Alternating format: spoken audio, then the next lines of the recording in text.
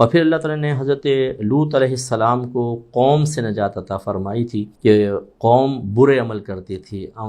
خبائث گندے عمل، یعنی مرد سے اپنی ضرورت پوری کرتے تھے اور عورتوں کی طرف مائل نہیں ہوتے تھے، تو ہم جنس پرستی جس کو کہا جاتا ہے، تو اس کو لوط علیہ السلام نے ان کو بارہا منع کیا اللہ کے حکم سے، لیکن وہ باز نہ آئے تو آسمان سے پتھر نازل کیے گئے اور ان کو ایسا کر دیا جیسے بالکل کچومر بن جاتا ہے، تو ان کے جسموں کے ٹکڑے ہو گئے، ان کی ہڈیاں تک ختم ہو گئیں۔ تو یہ اس کا مطلب یہ ہوا کہ ہمارے مذہب اسلام کی روشنی میں مرد سے اپنی ضرورت پوری کرے یا عورت کی طرف مائل ہو، یہ جائز نہیں ہے۔ یہاں اگرچہ مردوں کا ذکر ہے لیکن اس میں ممانعت کی علت کیا تھی؟ اس کی ایک بڑی وجہ ایک تو یہ کہ اس طرح کے عمل سے بیماریاں عام ہوتی ہیں، ایڈز وغیرہ اور دیگر بیماریاں۔ دوسری بات یہ ہوتی ہے کہ انسان اگر جیسے اللہ نے توالد و تناسل کے لیے مرد و عورت کو بنایا ہے تاکہ وہ شادی کریں اور جائز طریقے سے جسمانی تعلق قائم کریں تو آگے نسلیں بڑھتی چلی جائیں۔ اب اگر یہ مسلمان ہیں تو مسلمان پیدا ہوں اور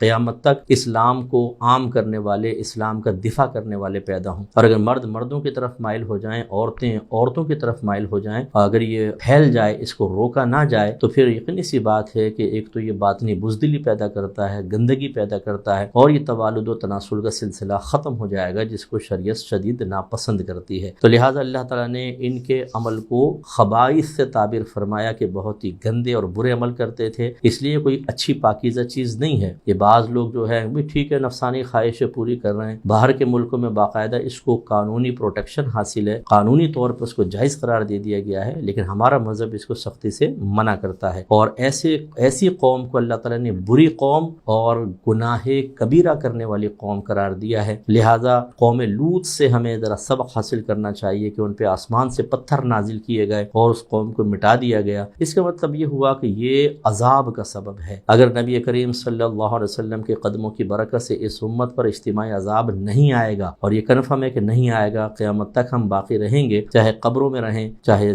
سطح زمین پر رہیں، لیکن اللہ تعالیٰ اجتماعی عذاب سے ہمیں نہیں مٹائے گا۔ لیکن اس کا مطلب یہ نہیں ہے کہ اگر ہم فسق و فجور کرتے ہیں تو آخرت میں ہماری کوئی گرفت نہیں ہے۔ بری موت، قبر کے اندر جو حشر خراب ہوگا، پھر میدان محشر میں ذلت و رسوائی، اور پھر جہنم میں داخلہ۔ اگر نبی کریم صلی اللہ علیہ وسلم بھی ناراض رہے میدان محشر میں تو پھر جہنم جانے سے کون روک سکتا ہے؟ پھر یہاں کے وقتی مزے آخرت میں برسوں رلا سکتے ہیں۔